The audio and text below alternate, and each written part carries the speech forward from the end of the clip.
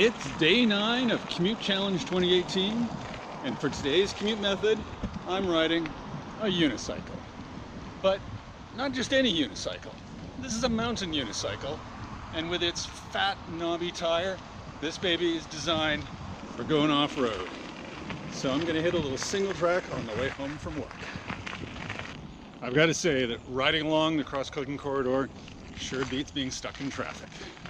I just went out for a beer with my coworkers, so this could be interesting. I'm sure it'll be fine.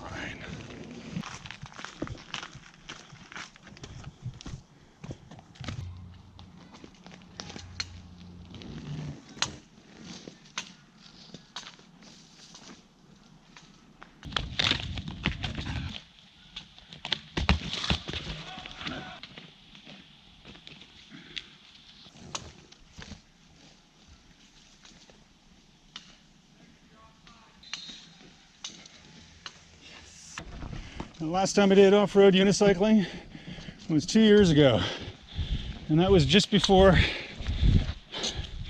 I blew out my right ear and permanently damaged my vestibular system, used for balance, don't you know.